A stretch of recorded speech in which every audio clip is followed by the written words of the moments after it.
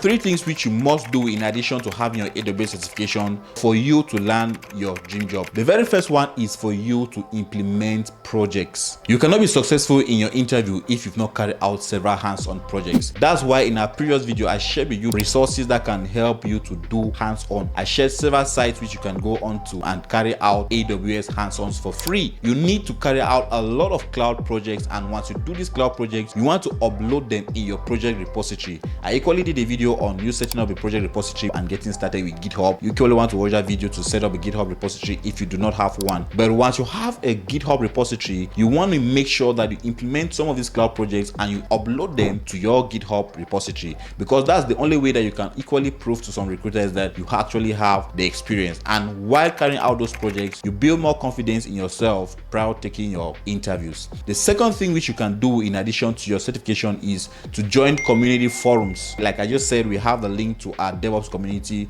forum in the video description. You want to join as many community forums as possible so you exchange and you network with people already in the DevOps field, because that way you build more confidence, you build more professional networks, and you equally get to learn new things that are in the industry or new things that are evolving in the space. So you want to join DevOps communities, cloud computing communities that will help you to expand your knowledge in the field in addition to your certification. And the last recommendation for you to do in addition to your certification is to take practice interviews. You want to take as many practice interviews as possible. I call them practice interviews, some may call them mock interviews, some may call them demo interviews. Whatever the name you put to it, taking practice interviews sets you ahead in your job search, because once you have your certification, you've done several hands-on projects, and then you take demo interviews. That way you get yourself more abreast with the concepts, you get yourself more confidence to pitch this concept during interviews, and you actually make yourself ready to get your dream job. Book a one-on-one call to get yourself more ready for your interviews